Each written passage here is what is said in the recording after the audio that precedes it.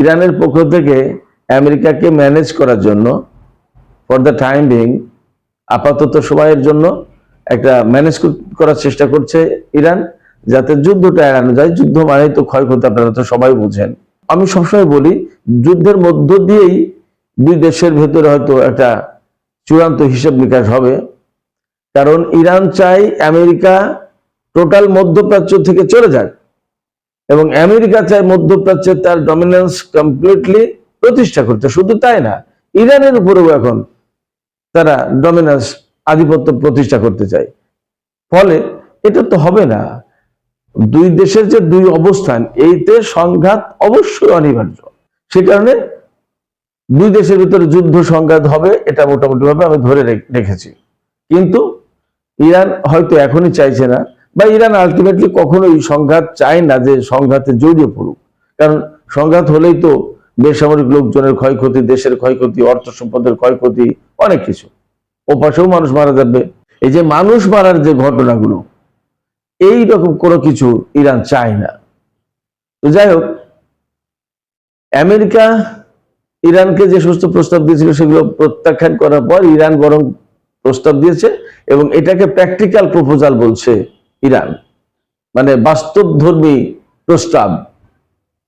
সেগুলো হচ্ছে যে এগুলো এখনো ইরানের মিডিয়াতে বা মেইনস্ট্রিম মিডিয়াতে দেখতে পাচ্ছে না, কিন্তু ব্রিটিশ ফাইন্যান্সিয়াল টাইমস গতকাল রাতেই প্রকাশ করেছে যে ইরান সম্ভবত আমেরিকার কাছে এই প্রস্তাব দিচ্ছে যে আমেরিকা ইরানের তেল গ্যাস খনিজ সম্পদে অর্থ বিনিয়োগ করতে পারবে। এবং শুধু তাই না, রিয়ার আর্থ ম্যাটেরিয়াল, যেটা দুর্লভ খনিজ পদার্থ, যেগুলো আমি আগেই বলেছি যে এখনকার লেটেস্ট যে যত টেকনোলজি, তার সমস্ত সবকিছুতে এই রিয়ার আর্থ ম্যাটেরিয়াল লাগে। আর এর 70% কন্ট্রোল করে চীন, তারপরে ব্রাজিল, তারপরে ইরান, ভারত, আরো কয়েকটা দেশ, আফ্রিকার কিছু দেশ আছে, আর্জেন্টিনা আছে, গ্রিনল্যান্ডে প্রচুর পরিমাণে রেয়ার আর্থ ম্যাটেরিয়াল আছে। আমেরিকা সেই অর্থে ভীষণভাবে কিন্তু কোণঠাসা। এবং আমি আপনাদেরকে এখানে ছোট একটা তথ্য দিয়ে রাখি, পরে আরেকদিন বিস্তারিত একটা ভিডিও করবো ইনশাল্লাহ। খুব সম্প্রতি 10-15 দিন আগে আমেরিকার রাজধানী ওয়াশিংটনে 50টি দেশের একটা সম্মেলন হয়েছে এই রেয়ার আর্থ ম্যাটেরিয়ালের ব্যাপারে। এরা জোট করতে চাই, চীনের এগেনস্টে একটা জোট করতে চাই। চীনের হাতে যে, বা চীনের নিয়ন্ত্রণে যে 70%, এই চীনের আধিপত্য থেকে এরা মুক্তি চায়। তার নেতৃত্ব দিচ্ছে আমেরিকা, এবং আমেরিকার নেতৃত্বে নতুন একটা জোট করতে চায় যেটা চীনের বিরুদ্ধে। পলিটিক্সটা কোথায় একটু বোঝার চেষ্টা করেন ভাইয়েরা। তো এই রেয়ার আর্থ ম্যাটেরিয়ালেও হয়তো ইনভেস্ট করার প্রস্তাব দিতে পারে ইরান, এরকম কথা শোনা গেছে। বাট এটা ইরানের পক্ষ থেকে এখনো বলা হয়নি। হয়তো আপনাদের ভেতরে প্রশ্ন আসতে পারে যে ইরানের মিডিয়া বলছে না, তাহলে আপনি কোথা থেকে জানলেন? আমি তো বললামই যে ব্রিটিশ পত্রিকা ফিনান্সিয়াল টাইমস জানিয়েছে এই খবর। এবং একটা বিষয় হচ্ছে যে সাংবাদিকদের কাজই তো এটা, যে গোপন খবর বের করে এনে প্রকাশ করা। ইরান হয়তো তার স্বার্থে বা তার প্রয়োজনে এখন গোপন রাখছে, আমেরিকাও হয়তো গোপন রাখছে, কিন্তু কোনো না কোনো ভাবে তো কিছু কিছু তথ্য বের হয়েই যায়।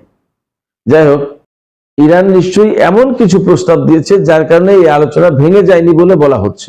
এবং ওমানের পররাষ্ট্রমন্ত্রী আজকালকের ভেতরেই তিনি আমেরিকা সফরে যাবেন, এই বিষয়ে আরো কিছু কথাবার্তা বলতে মার্কিন কর্মকর্তাদের সাথে। তিনি মার্কিন পররাষ্ট্রমন্ত্রী Marco Rubio, vice president JD Vance, আরো অন্যান্য কর্মকর্তার সাথে আলোচনা করবেন।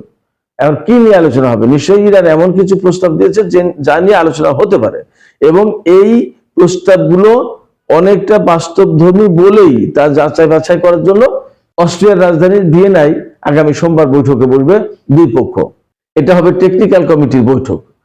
পরে হয়তো পররাষ্ট্রমন্ত্রী পর্যায়ে বা পররাষ্ট্রমন্ত্রীর সাথে উইটকপের যে বৈঠক হচ্ছে সেটা আর দু একদিন পরে হতে পারে। সোমবার হবে টেকনিক্যাল কমিটির বৈঠক।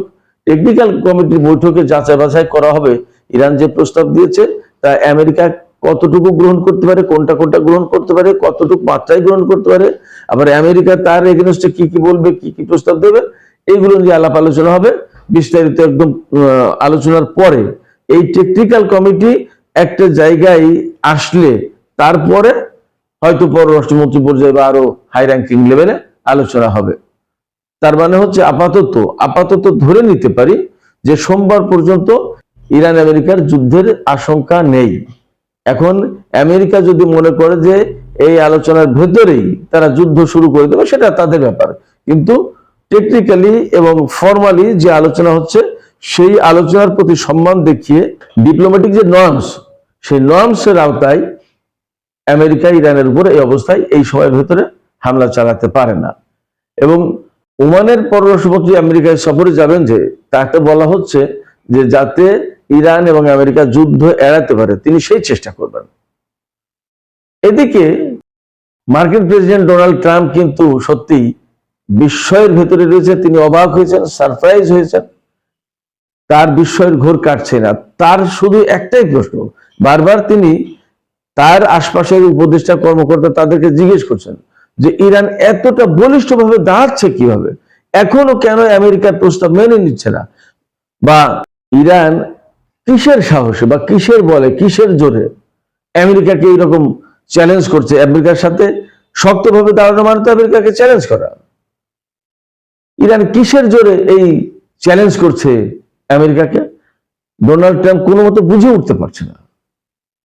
এর ভিতরে আরেকটা মজার খবর আমি আপনাদেরকে জানাই, সেটা হচ্ছে মার্কিন joint chiefs of staff colonel Nathan McCormack, তাকে বহিষ্কার করা হয়েছে। তিনি কিন্তু কোনো সাধারণ কোনো পর্যায়ের সেনা কর্মকর্তা না, তিনি জয়েন্ট চিফস অফ স্টাফ, অর্থাৎ নৌবাহিনী, বিমান বাহিনী, সেনাবাহিনী, এরকম বিভিন্ন বাহিনী যে আছে এদের যে প্রধান থাকে, এইরকম কয়েকজন প্রধান মিলে চিফস অফ স্টাফ হয়। এদের চেয়ারম্যান হচ্ছেন general Dan Kane. General Dan Kane হচ্ছেন এদের চেয়ারম্যান। আর এই যে জয়েন্ট চিফ